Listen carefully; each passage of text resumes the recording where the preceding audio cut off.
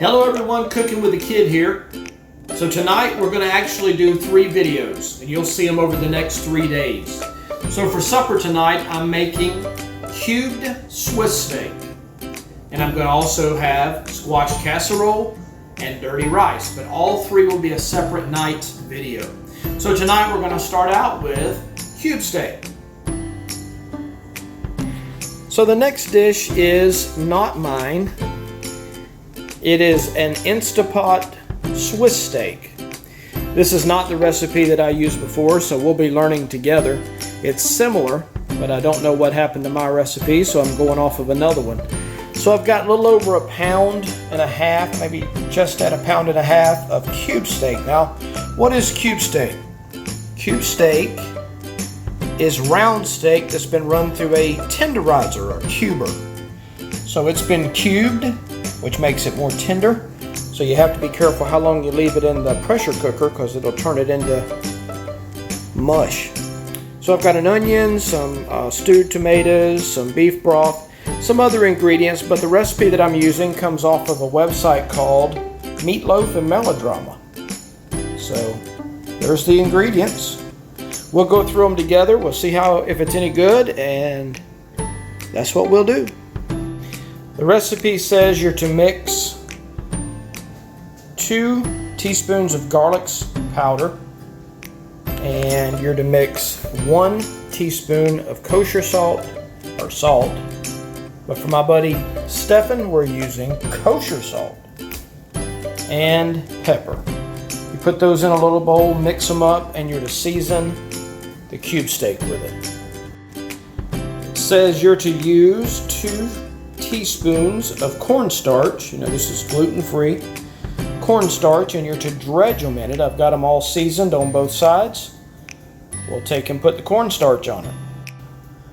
Alright, it's seasoned, it's dredged in cornstarch, and now it says that we're to brown it on both sides and then place it, cover it in foil until all the steak is brown. So once they're all brown, then they're going to go into the Instapot. In a skillet, I've used a little bit of vegetable oil. The instructions say you're to use the Instapot, but I've found that I can do them both a little bit easier this way. So I'm going to go ahead and hook up the Instapot. We'll cook a few in it as well. I have our large Instapot. This is an 8-quart Instapot, and I'm going to put a little bit of vegetable oil in there. We'll cook a few of them in that as well, but if you put it on saute, you'll be able to cook this down. Okay, I've got the cube steak in here. We're just going to brown it. I've also got 2 pieces in the Instapot. We're going to brown them, we're going to drain them, and pick them up. Okay, I've got it browned. I'm waiting on 2 more pieces. Then we're going to add bell pepper and onion into the Instapot and saute that before we add the steak back in. Okay, I've cut up an onion in the food processor, and I've got tri-pepper mix, 3 different color bell pepper. I'm going to saute those now until they just start to salt. I've added those back into the Instapot. I'm going to keep those stirring and sweat those down a little bit. As you can see, those are starting to soften. When they soften down, we'll move on to the next ingredient. Can't see it for the steam, but I added some little bit of salt and pepper in there as they continue to cook down. It says add a little bit of the beef broth to deglaze the pan, get all that good stuff off the bottom. So I've done that, and then it says to hit cancel. So I hit cancel and the Instapot is off. It says we're to add the steak back over. The rest of the beef broth, you're supposed to put all that into the pot. And a can of crushed tomatoes. I have diced tomatoes with sweet onion in it right there. So I'm going to try that. I've added the steak in there. I'm going to pour the beef broth and the diced or crushed tomatoes. It says you're to add all that together and do not stir it.